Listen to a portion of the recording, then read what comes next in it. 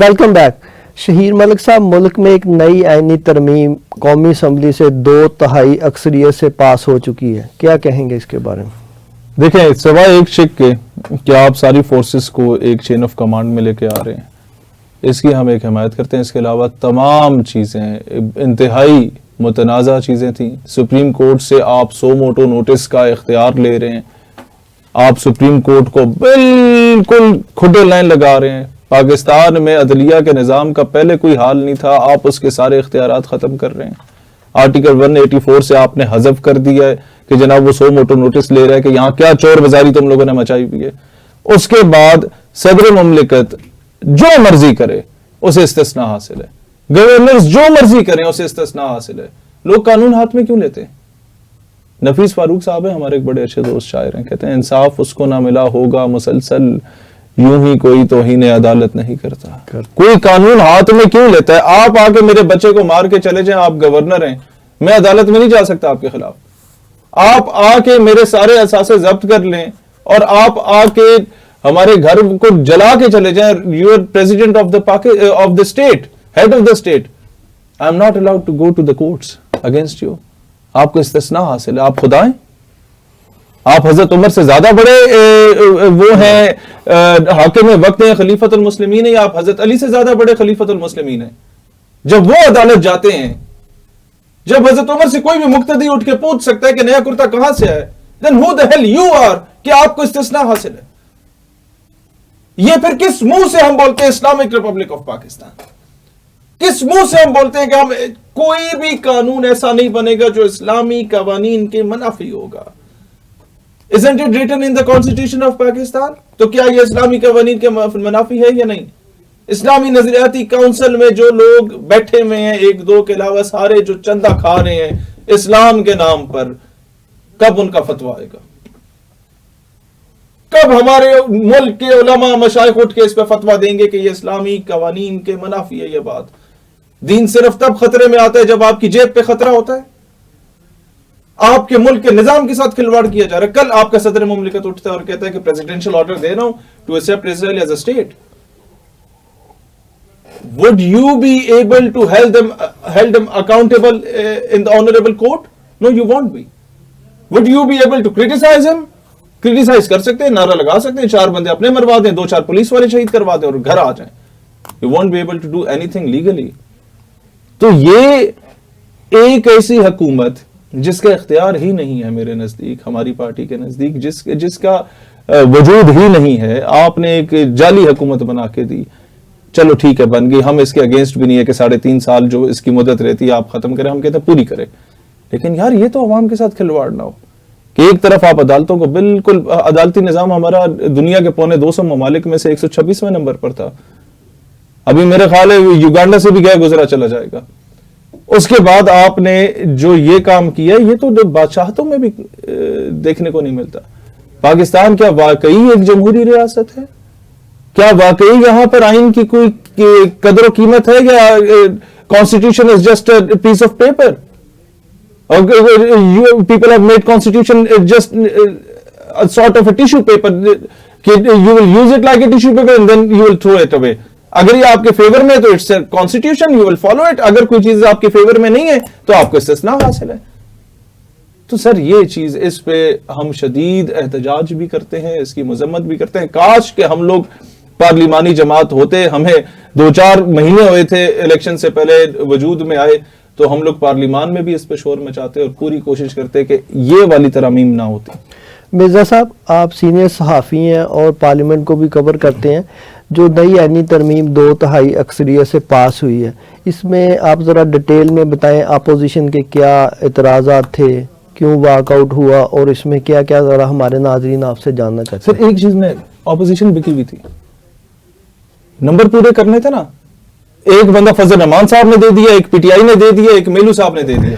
یہ compromised opposition, میں اس میں کروں, باقی مرزا صاحب ذرا ڈیٹیل میں بتاتے ہیں. اچھا, بات یہ ہے, دیکھیں آئینی جو ترامیم ہوتی ہیں یا جو بھی بل پاس ہوتے ہیں, وہ ہر حکومت کا یہ کوشش ہوتی ہے کہ وہ اپنے دور میں اپنی مرضی کے مطابق جو ہے اس میں تبدیلیاں لائیں.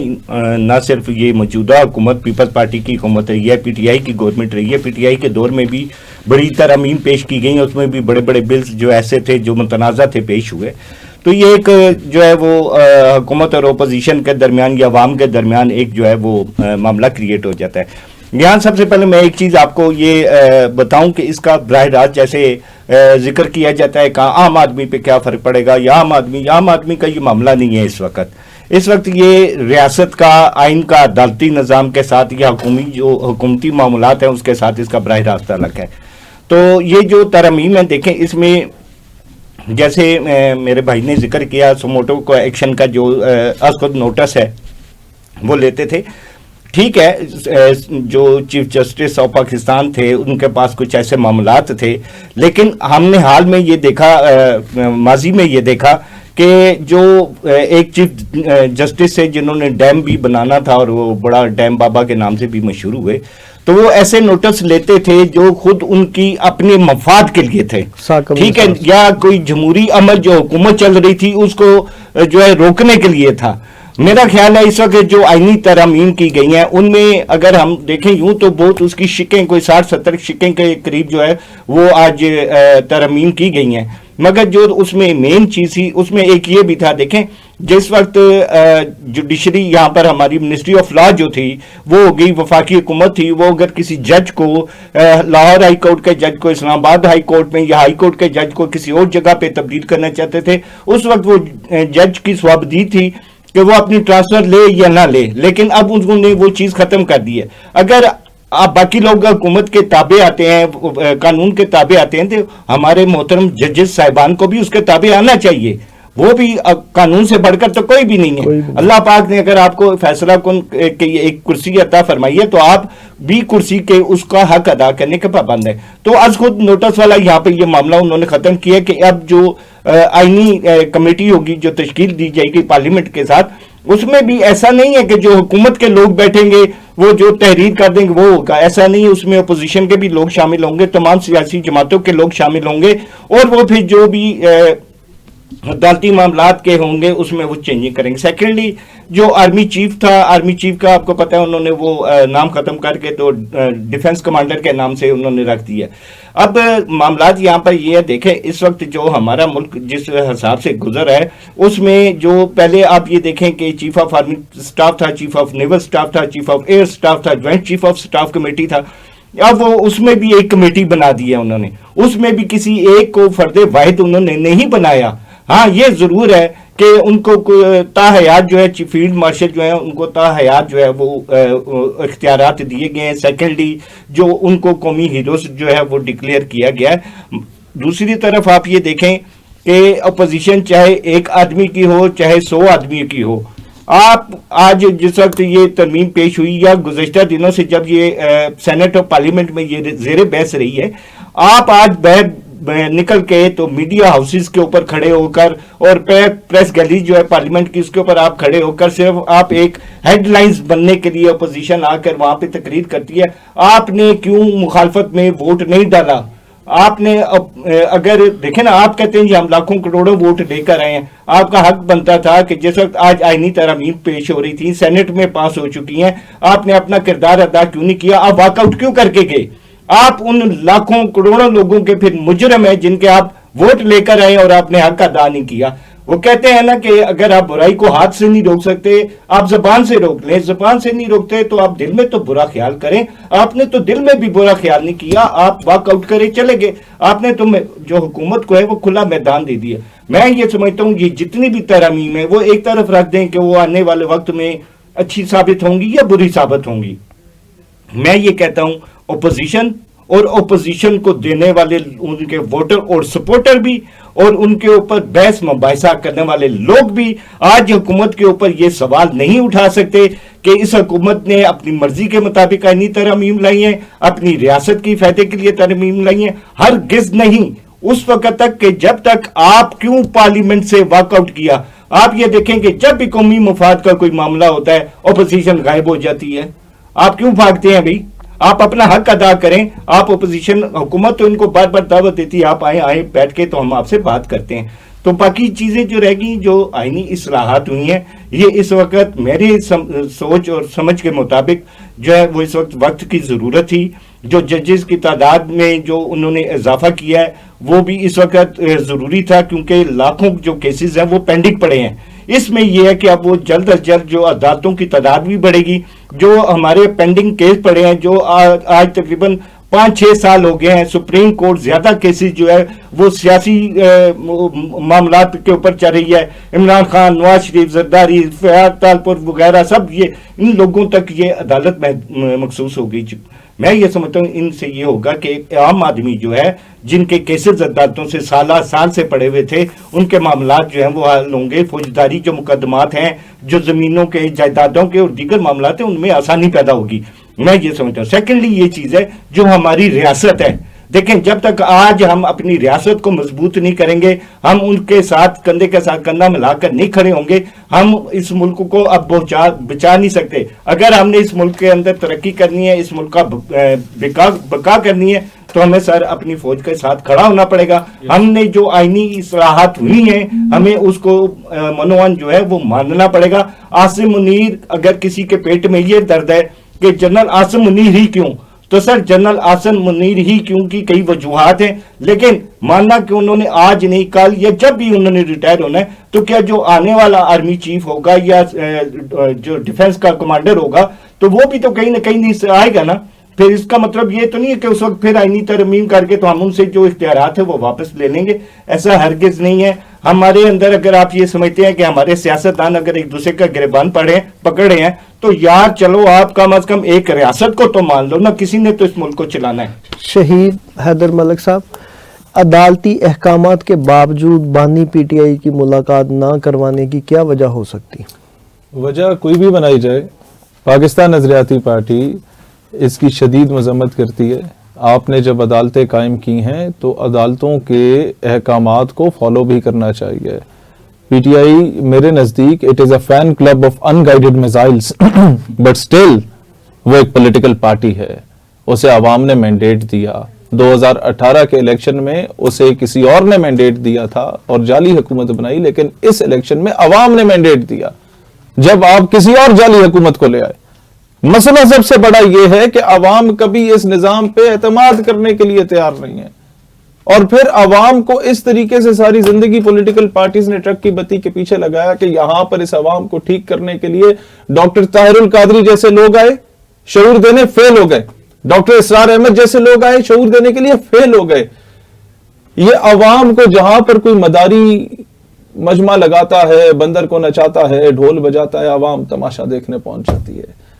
عوام آج آپ بڑے سے بڑے فلسفی کا اجتماع رکھیں، عوام 7 والے گاؤں میں بیل دوڑ کا آپ رکھ لیں، دانوں کا تماشا، عوام دانوں کے تماشے میں کلف لگا کے کاٹن کے سوٹ پہن کے جائے گی. میں ثقافت کے بڑے حق میں ہوں، لیکن عوام کی ترجیحات یہ ہیں. لیکن اس کے باوجود اگر عوام نے ووٹ دے دیا کسی غریب کو، وہ اس کے اوپر وہ زیر عتاب رہا، اس کو آپ نے الیکشن سمبل اس نے لے لیا، عوام نے گاجر مولی کو ووٹ دیا، عوام نے بینگن کو ووٹ دیا، عوام نے کیا کہتے ہیں چپل کو ووٹ دیا. بھئی ہمیں سب سے زیادہ اگر افیکٹڈ کوئی ہوا نا اس الیکشن میں ہم لوگ ہوئے کہ نئی سیاسی جماعتیں ینگسٹرز تھے ہمارے ساتھ، وہ ووٹ پی ٹی آئی کو پڑا. لیکن اس کا مینڈیٹ مانے، پھر اس کا چیئرمین اگر جیل میں ہے، وہ جرم کر کے جیل میں، اگر وہ مجرم ہے ٹھیک ہے آپ نے سزا دی، لیکن جو چیز عدالت احکامات دیتی ہے کہ اس کو اس کی بیگم سے ملوا دو، بہنوں سے ملوا دو، پارٹی ورکر سے ملوا دو، اس کا چیف منسٹر اچھا ہے یا برا ہے وہ بات بعد میں، لیکن وہ ایک صوبے کا ایڈمنسٹریٹو انچارج ہے. وہ پورا دن اس کا لگتا ہے پشاور سے ادھر اسلام آباد آنے میں اور واپس جانے میں. 6 جگہوں پہ تو آپ نے ڈگ کیا ہوا شہر، آنے جانے میں پورا دن لگتا ہے. ایک صوبے کا ایڈمنسٹریٹو ہیڈ جو صوبہ دہشت گردی کی آماج گاہ بن چکا ہے، انفارچونیٹلی آپ اسے ملواتے نہیں. آگے آپ نے ایک لوکل ایس ایچ او کھڑا کیا ہوتا ہے، اے ایس آئی کھڑا کیا ہوتا ہے، وہ اسے تڑیاں لگا کے کہتا ہے واپس چلے جاؤ، وہ واپس جا رہا ہوتا ہے. تو یہ کام نہیں ہونا چاہیے. وجوہات کوئی بھی ہوں، ڈیموکریسی جو ہے اٹ مسٹ پریویل. جمہوریت کو جاری و ساری رہنا چاہیے.